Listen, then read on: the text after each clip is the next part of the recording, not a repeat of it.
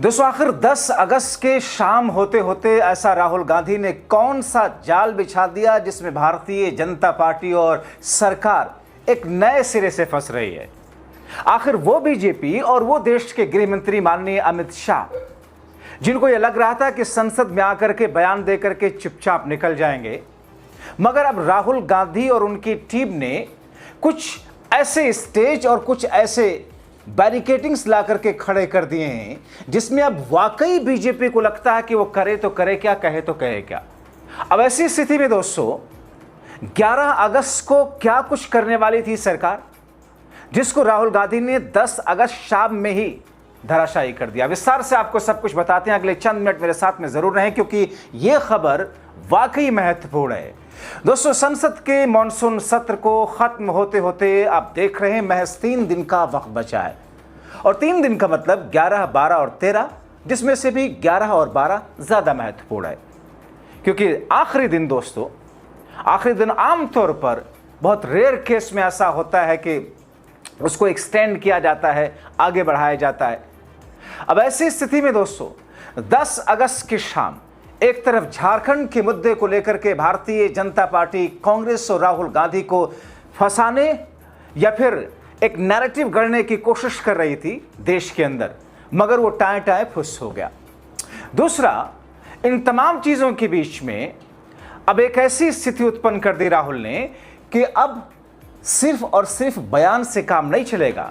शिक्षा व्यवस्था को लेकर सरकार क्या कह रही है, क्या कर रही है और उस पर क्या अमित शाह बोलेंगे, हमें उससे बिल्कुल कोई मतलब नहीं।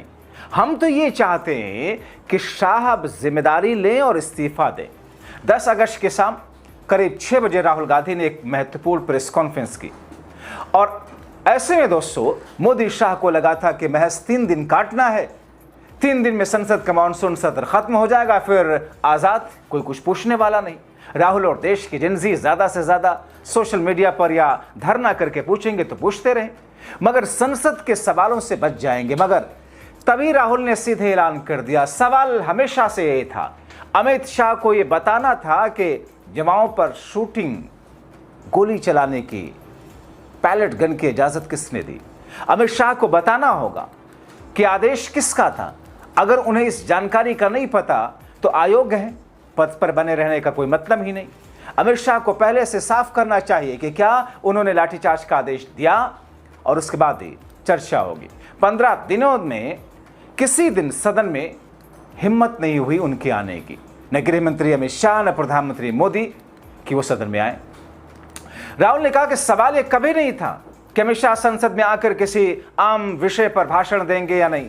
सवाल हमेशा से यही था कि ये बिल्कुल साफ करना होगा, दिल्ली में जेनजी पर, युवाओं पर गोली चलाने का आदेश किसका था, वो गृह मंत्री हैं। दूसरा सवाल यही था, क्या गोली चलाने का आदेश उन्होंने दिया था, इसकी जानकारी नहीं थी। दोनों ही स्थितियों में इस्तीफा चाहिए। तीसरा, ये जो कुछ हुआ उसके लिए प्रधानमंत्री मोदी को माफी संसद के भीतर आकर मांगना ही होगा। राहुल गांधी ने प्रेस कॉन्फ्रेंस से कुछ मिनट पहले झारखंड को लेकर के भी एक पोस्ट कर दिया, जिसे एक पोस्ट ने भाजपा और उसके 56 इंची बंदर मीडिया के हाथ से उसके सारे मुद्दे छीन लिए, क्योंकि उनको लगा था झारखंड में भी छात्रों पर बल का प्रयोग होगा, हुआ भी। तो अब राहुल को घेरने का एक बड़ा मौका आ गया।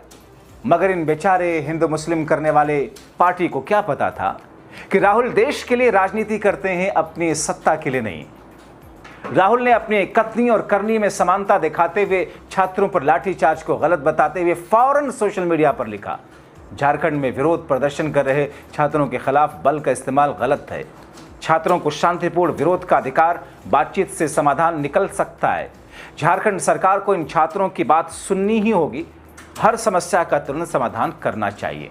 मतलब राहुल ने बीजेपी संघ और उसके संगी 56 इंची बंदर मीडिया से मुद्दा ही छीन लिया और ये साफ कर दिया कि भले ही संसद के मानसून सत्र खत्म होने में 3 दिन बचे हैं, मगर उस सरकार के ऊपर से शिकंजा ढीला करने के मूड में नहीं है।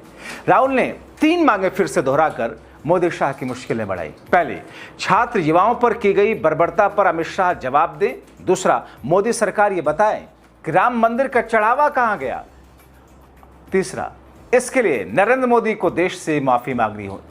यानी कि दोस्तों अब सिर्फ छात्रों जेनजी के कनेक्शन के साथ में राहुल गांधी ने मोदी और शाह की सरकार के सामने एक बड़ा मुद्दा नहीं रखा है, बल्कि अब राम मंदिर, वो राम नाम जिस पर भारतीय जनता पार्टी ने राजनीति करते हुए 2 से 303 तक पहुंची थी। शुरुआत में 15 दिन पहले हमारी पोजीशन थी कि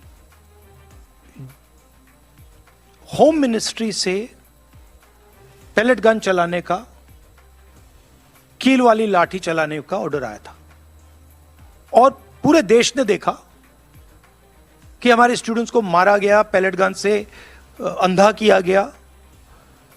हमारी पहली डिमांड थी कि होम मिनिस्टर आए और देश को क्लियरली बता दें या उन्होंने ऑर्डर दिया और वो कल्पेबल हैं और उन्होंने हमारे बच्चों पर गोली चलाई, युवाओं पर गोली चलाई, या उनको मालूम ही नहीं था और किसी और ने ऑर्डर दे दिया और फिर वो इनकॉम्पिटेंट है। और हमारा कहना था कि इस पर उनको स्टेटमेंट देनी चाहिए और हम उनका इस्तीफा मांग रहे हैं। सेकंड पॉइंट, जो हमारे स्टूडेंट्स पे दिल्ली में गोली चलाई गई, मारा गया, उसके लिए प्रधानमंत्री को अपोलोजाइज करना है। और तीसरी डिमांड, जो प्रधानमंत्री ने राम मंदिर ट्रस्ट पे अपने लोग बैठाए थे जिन्होंने करोड़ों रुपए चोरी किए हैं सबके सामने, उस पर चर्चा हो। ये हमारे 3 डिस्कशंस थे। हमारा कहना नहीं था कि अमित शाह जी आके किसी भी सब्जेक्ट पे भाषण दे दें, जनरल चीजें आके बोल दें। हमें उसमें कोई इंटरेस्ट नहीं है, देश को भी इंटरेस्ट नहीं है उनकी क्या ओपिनियन है, किसी को कोई इंटरेस्ट नहीं है उसमें। हम ये जानना चाहते हैं कि गोली किसने चलवाई, और अगर इन्होंने नहीं चलवाई तो होम मिनिस्ट्री ने किसने चलवाई, और कल्पेबिलिटी है या इनकॉम्पिटेंस है, ये हम समझना चाहते हैं। तो ये हमारी पोजीशन शुरुआत से थी। From day 1 it has been our position, our position is not changed. ये पूरा ड्रामा जो चल रहा है, अमित शाह का जो गुब्बारा फटा है उसको रिपेयर करने का, उसमें फिर से गैस भरने की कोशिश हो रही है, ठीक है, और वो गुब्बारा फट गया है, उसमें कोई मतलब गैस नहीं भरी जा सकती।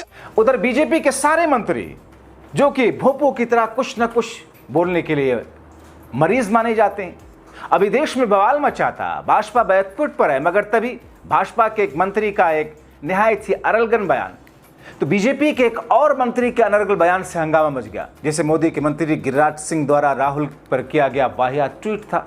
बीजेपी के सांसद जनार्दन मिश्रा भी सामने आ गए। मिश्रा जी क्या कहते हैं, जरा सुन लीजिए इनकी भी थिथरोलॉजी।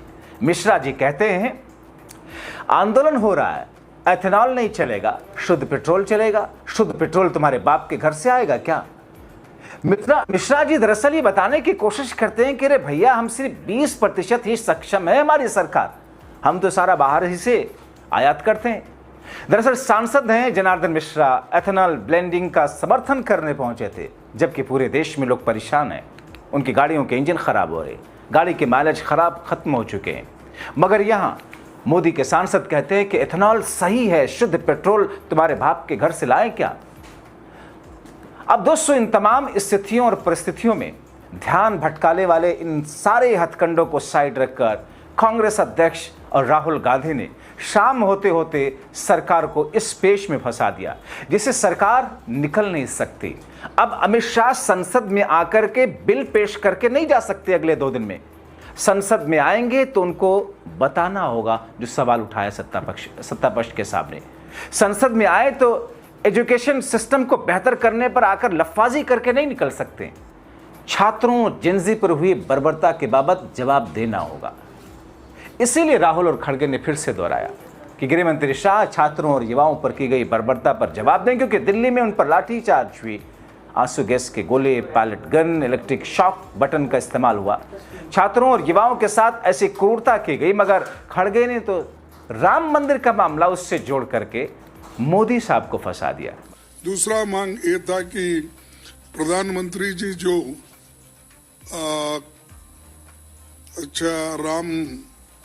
हमारे राम मंदिर का जो एक ट्रस्ट स्थापना करी, वो ट्रस्ट को स्थापना में उनकी बड़ी देन है, यानी उन्होंने ट्रस्ट में मेंबर चुने और ट्रस्ट के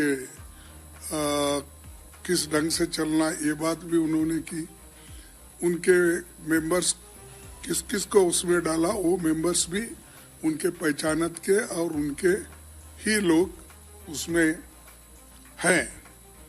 लेकिन उसके बाद में वही ट्रस्ट रहने के बावजूद मैं ये कहूंगा कि मोदी जी के ट्रस्टेड ट्रस्टी वो लोग जो थे उन्होंने वहां पर जब पूरा जनता चंदा चोरी का डिमांड कर रहे थे, वहां पर चोरी कैसी हो गई, ईंट किधर चले गए, चांदी किधर चले गई, पैसे किधर चले गए, रामचरितमानस किधर गया, इसके सब लोगों ने खुलासा भी करा और कहे कि हम ये जो चोरी किए हैं उनके बारे में सख्त से सख्त सजा होना चाहिए और प्राइम मिनिस्टर खुद इसके बारे में खुलासा करना चाहिए।